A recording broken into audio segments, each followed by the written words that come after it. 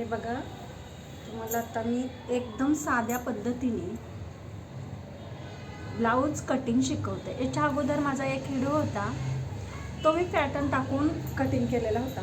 पण आता त्यापेक्षा एक सोपी पद्धत आहे की जेणेकरून जे घरात महिला बसतात आणि त्यांना स्वतःचे ब्लाऊज शिवण्याची खूप इच्छा असते, पण कटिंगला थोडासा प्रॉब्लेम येतो. तर हे बघा, अगदी सोप्या पद्धतीने हा मापाचा ब्लाऊज आहे. हा पूर्णपणे मी सुलटा केला आहे. हा उलटा आहे आणि हा सुलटा केला आहे. आता माप कसे टाकायचे, हा उदाहरणार्थ हा तुमचा ब्लाऊज आहे, तुम्ही स्वतः कशी कटिंग करायची, तर हे बघा, ह्याची अशी घडी घालायची आणि हे कपडा जो आहे, तर कपडा हा मी सरळ करून एवढासा डबल फोल्ड केलेला आहे.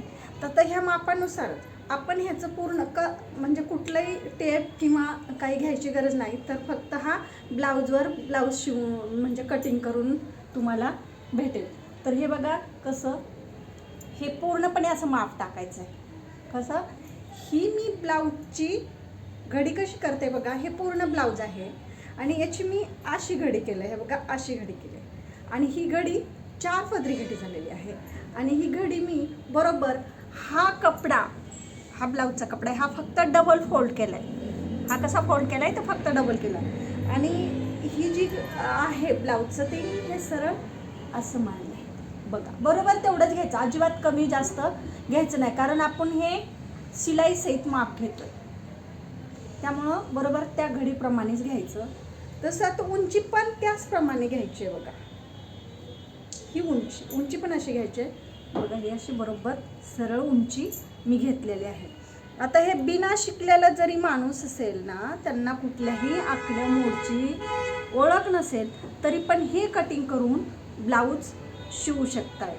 ही उंची घेतली मी, उंची झाली, याची कमर पण झाली, ह्याला कमर म्हणायचं. हे पण आपण कमर पण घेतली, बरोबर आहे. आता आपल्याला घ्यायचं आहे छातीचं माप. हे बघा, छातीचं माप हा बाजूचा कोणा घेऊन हा कोणा घ्यायचा आहे, हा सरळ असा ठेवायचा आहे, असा. बघा, बरोबर छातीचं पण माप निघलं. आता ह्याला मार्किंग करून घ्यायची. पाठीमागचं काढले आपण, याला मार्किंग करून घ्यायची. ही झाली मार्किंग. आता प्रश्न आला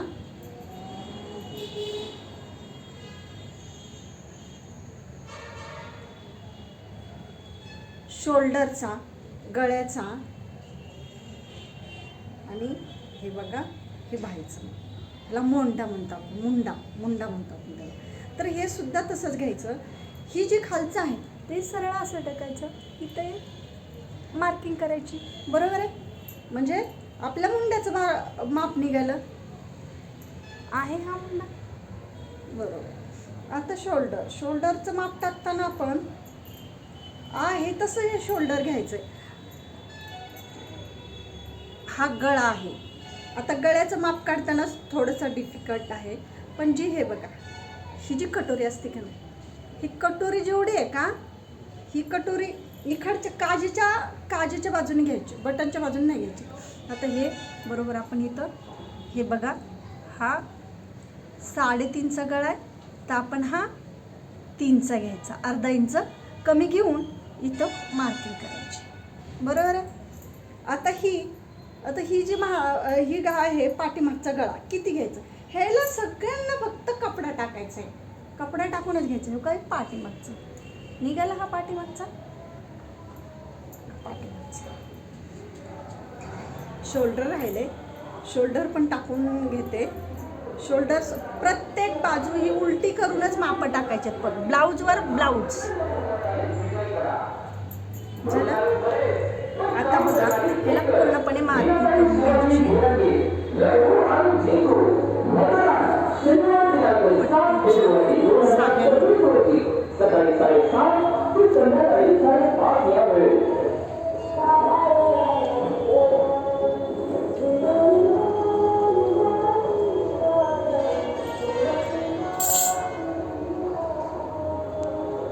ह्याला असा थोडासा क्रॉस करायचा.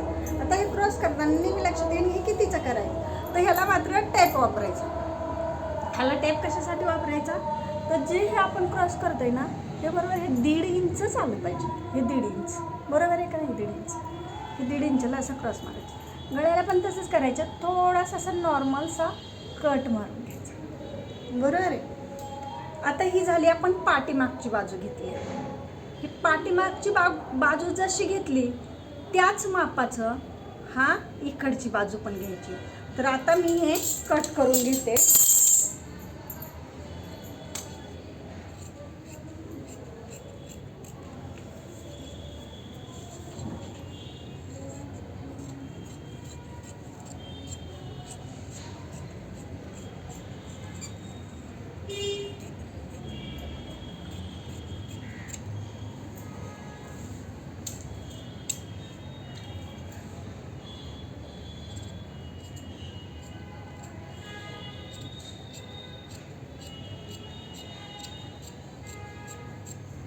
हे झालं पाठीचं कटिंग. तर हे पाठीमागचे जे डॉट असतात त्याला मी इथं थोडीशी मार्किंग करते. आणि आता पुढचा भाग काढायचा असेल तर हाच जो पाठीमागं काढलेला भाग आहे तोच आपण पुढच्या साईडने टाकतोय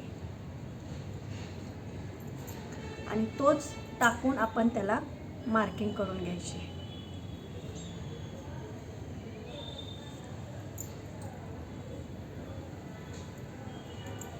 आता मार्किंग करताना ही झाली पूर्ण मार्किंग. पण आपल्याला पुढचा गळा एवढा खोल नाही घ्यायचा कारण तो गळा कमी असतो. मग गळ्याचं मात्र माप न घेता म्हणजे टेप न लावता आपण माप कशाने घेणार आहे? ह्याच गळ्याने घेणार आहे. म्हणजे इथून हे बघा बरोबर ही शिलाई असती ते शिलाईपासून बरोबर शिलाईपासून घ्यायचं. हे बघा मी ह्याचं माप घेतलं आहे. इथं फोल्ड केले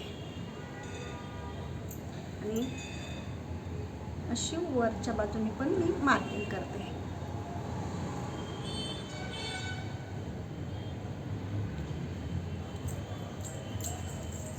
आता हा पॅटर्न मी उचलून ठेवला. ह्यानंतर आता राहिलंय बघा क्रॉसपट्टी पण अगदी जे पहिलं माप होतं त्याचप्रमाणे आपण क्रॉसपट्टी पण इथं क्रॉसपट्टीची मार्किंग केलेलं आहे.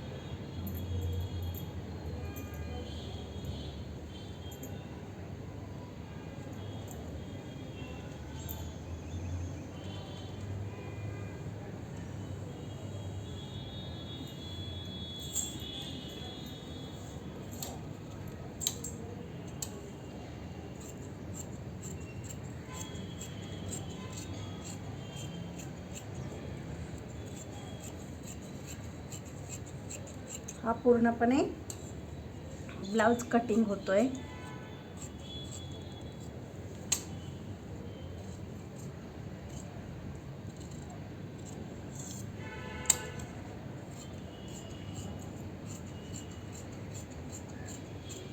हा साधा ब्लाउज आहे 4 टक्सचा. आता 4 टक्सचा असल्यामुळं पुन्हा अजून एकदा बघा. पुन्हा तुम्हाला ह्याच्यात काय कन्फ्यूज वाटत असेल त्या गळ्यात आणि ह्याच्यात तर पुन्हा ही काजेपटन पट्टी जी आहे ती आपल्याला ही क्रॉसपट्टी सोडायची आणि क्रॉसपट्टी सोडून असं माप घ्यायचं. तर आता हे खूप मला जास्त आहे तर काय करायचं ह्याला जास्त आहे. पुन्हा एकदा गळ्याचं माप घ्यायचं. हे झालं गळ्याचं माप. पुन्हा एकदा घेऊन पुन्हा हे जास्त आहे तो हा जो क्रॉस आहे हे वरतून नाही तर ते फक्त आपण एवढ्या थोडंसं असं नॉर्मल गळा खोल करू शकतो.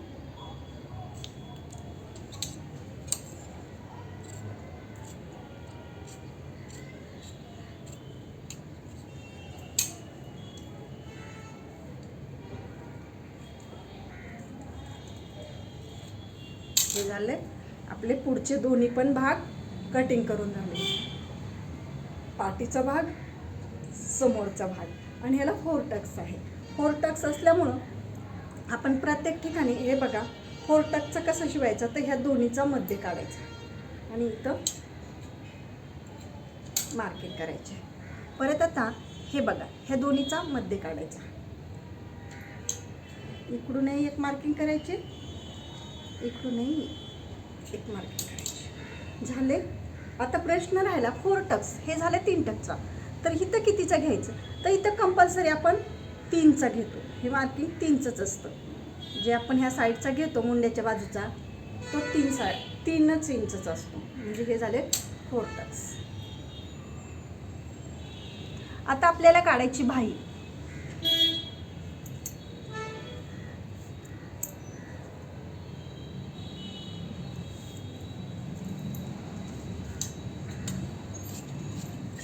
उर्वरित साईड जो कपडा आहे तो साईडला काढून ठेवायचा आहे. ह्याचं नंतर पट्टीसाठी उपयोगी येतात.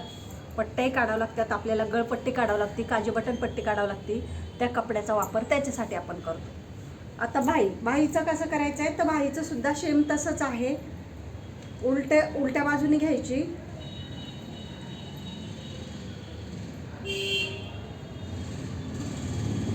त्याची बाही किती आहे बरोबर ह्याची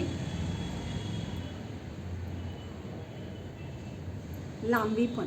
आता मला त्यांनी काय सांगितलेलं आहे की ह्याची लांबी खूप जास्त आहे, तर मला ह्याची लांबी कमी करायची. तर कमी करायची असेल तर किती कमी करायची, तर मला ही 1 इंच कमी करायची. म्हणून मी इथं 1 इंचानी कमी करते.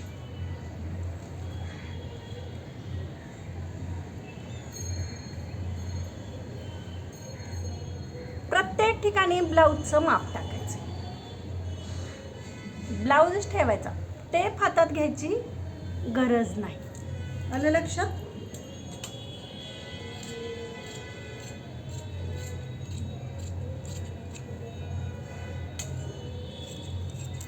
ओके, झाली बाही.